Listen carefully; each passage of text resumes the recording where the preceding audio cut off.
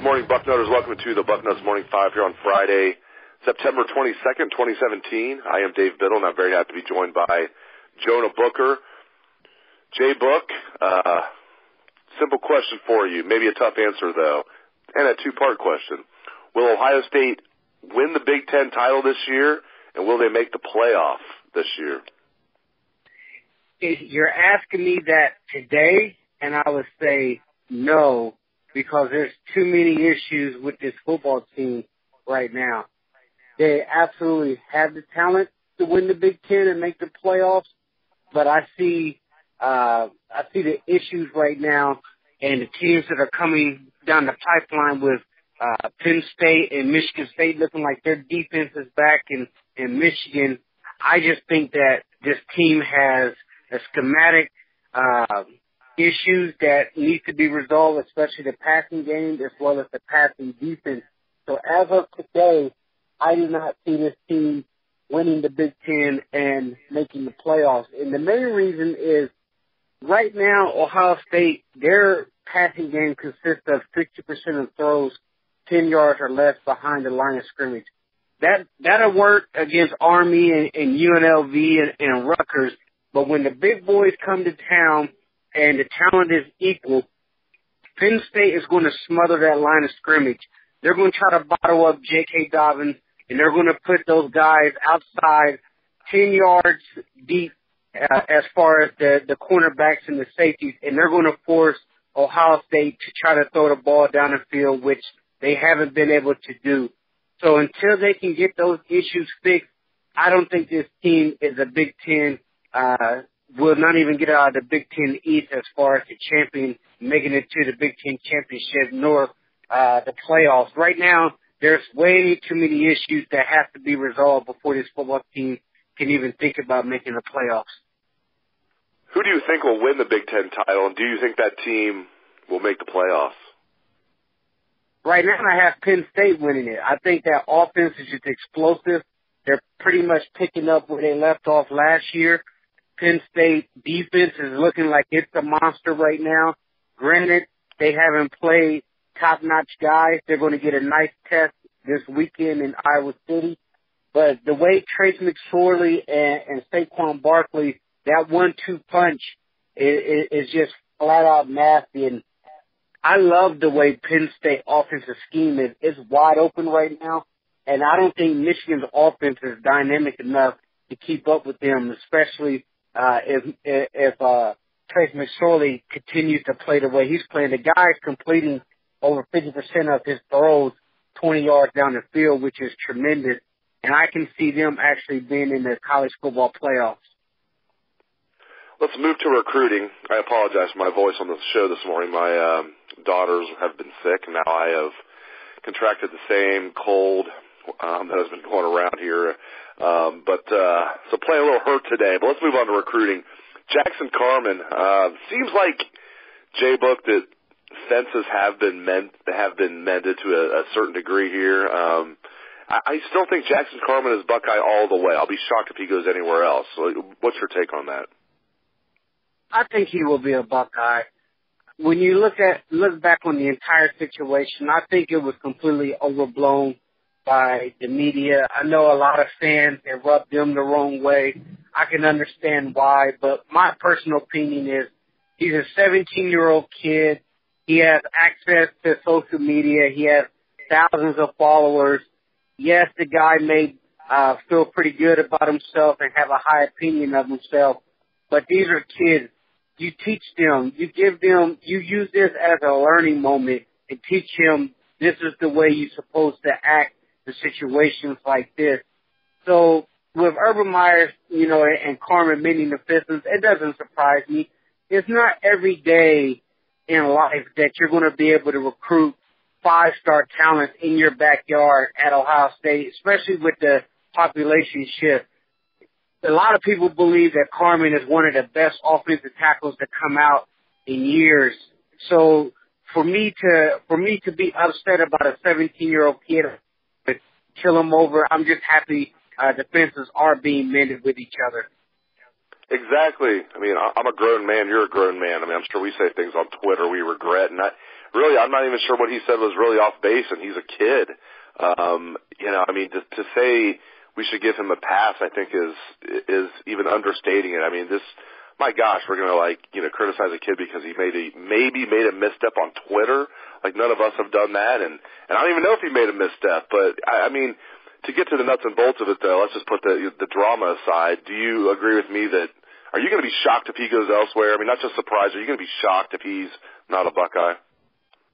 I necessarily wouldn't be shocked. I expect him to be a Buckeye. The way Dabo Swinney has Clemson humming alone and the way that they're recruiting, I wouldn't be surprised if he picked them. I expect him to pick Ohio State just for the simple fact that I think at the end of the day, Urban Meyer is going to make a huge push for this guy late in the recruiting process, and hopefully the urge to stay home and play for the Buckeyes weighs heavily for him. But with recruiting, I never totally get shocked about what things can happen because you're dealing with 15, 17, 18-year-old kids, so you never know what will happen. Micah Parsons, this is a different situation. This is because, I mean, even it's funny to even say this, but even though he's as great as he is, especially when you look at the recruiting rankings, I mean, there are some people, I'm not one of them, I don't know enough about this to even, I haven't scouted him enough to even make this determination, but it's not like Jackson Carmen where everybody agrees. You're not going to turn away the number one offensive tackle in the country, especially a kid from Ohio. Some people think Ohio State might be backing off of Micah Parsons. Break this down for you. Micah Parsons was also, kind of in this, drama-filled situation with tweeting about, they should bench J.T. Barrett and start Dwayne Haskins. But it also seems like fences have been mended with Ohio State and Micah Parsons. Do you think Micah Parsons, when all the dust has settled, J-Book will be in this class for the Buckeyes?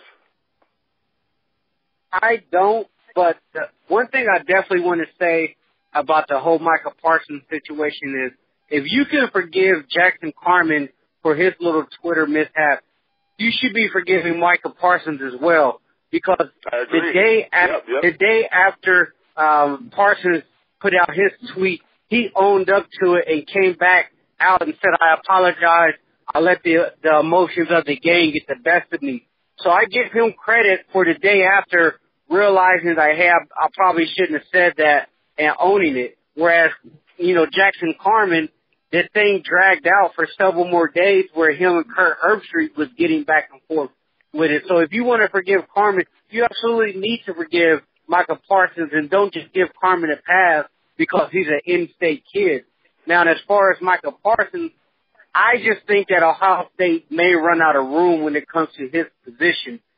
Even though a lot of people consider him a tweener because people can look at him and think that he can be a walkout outside linebacker who can also play at the line of scrimmage, and other people see him as a 4-3 defensive end.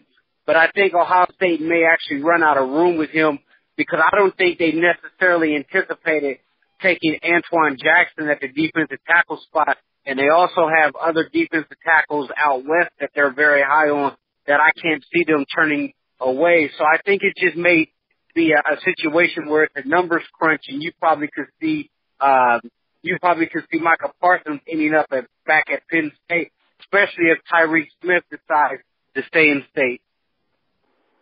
All right, let's get back on the team coverage. Buckeyes hosting UNLV tomorrow, high noon. UNLV might be one of the worst teams in the entire country, but my question for you, sir, is who's going to be the first backup quarterback in the game? And obviously, Joe Burrow, he's not 100% yet. Urban Meyer said he's 90%, so maybe the staff preferred Burrow entering the season, and he's still not 100%, so they might go with Haskins, but Haskins has looked really good. Just if they go with the backup quarterback tomorrow, who's going to be the first one in the game, do you think? I think it's going to be Dwayne Haskins, for the simple fact that he hasn't done anything to warrant not being the first guy called in after J.T. Barrett is pulled. I mean, it's not like you're dealing with a situation where Haskins looked terrible in his limited time. Urban has come out this week and said Haskins has looked great in practice as well. So with Joe Burrow not necessarily been 100%, yes, he missed his time.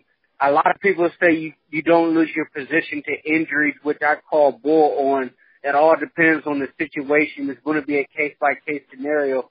So I can't see a situation where they penalize Haskins when he hasn't done anything wrong. The guy has played great in limited time. The coaches are saying that he's playing really well in practice.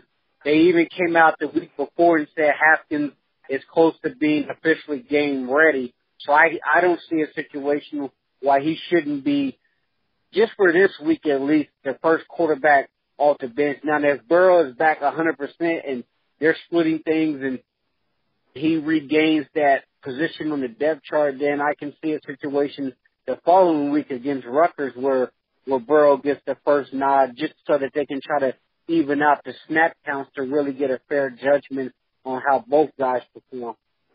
I completely agree with you. I think Dwayne Haskins will be the first quarterback in the game after J.T. Barrett this week, especially with Urban coming out and saying that Joe Burrow's only 90%, and Haskins has looked really, really good. You know, all the players and recruits and everybody else coming out of the woodwork saying how great Dwayne Haskins looks. Hey, before I let you go, Demario McCall, he's had a setback. You know, he's been out with varying degree of injuries, but mainly it's been a hernia. You know, Urban Meyer's called it a groin injury, so I'm sure he's dealing with a couple of things, but mainly that off-season hernia surgery. He's had a setback recently.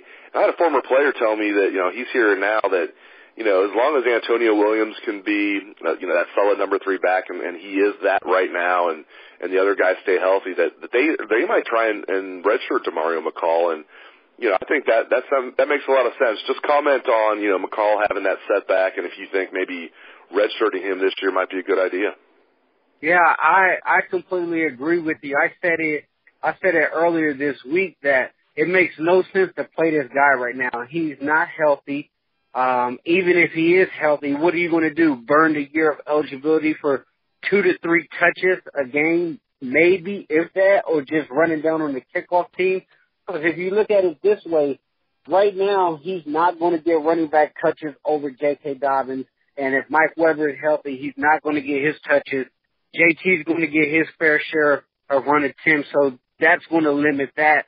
And even when he was, practicing full go, they were trying to work him in as the H-back. Well, if he comes back as an H, he's automatically going to be behind Paris Campbell and K.J. Hill. So I can't see where he's going to see meaningful snaps or touches at the H this year. So it makes sense to go ahead and redshirt him. It's unfortunate because I thought he brought an element to the team that a lot of kids they're not showing, meaning he had that nastiness, that dog in him at that first year, and he's just not healthy. So shut him down, let that guy heal up, let him come back with a vengeance next year, because I think Paris Campbell is off to the NFL after this year. I like it, and I don't think, as much as I love Demario McCall, I don't think he's going to be an early entry guy to the NFL. I mean, I think he's going to be a really good college player down the line, so it'd be nice to get that extra year for him. And if he proves me wrong and does go early to the NFL, hey, everybody wins. That means he's had a great year at Ohio State, and he gets to go get paid early. But, yeah, I think he's going to be a 5-year guy if he does redshirt, so everybody might win there. Great stuff, as always, from Jonah Booker. Really appreciate it, J-Book. Everybody can follow J-Book on Twitter, at JBook37. You can catch us calling on Bucknuts every week. It is outside Columbus. So thanks to Jonah Booker, and thanks to all the listeners out there for tuning in to the show. I appreciate it. Hope you have a great day and a great weekend. Let's hear that Buckeye swag, best damn band in the land.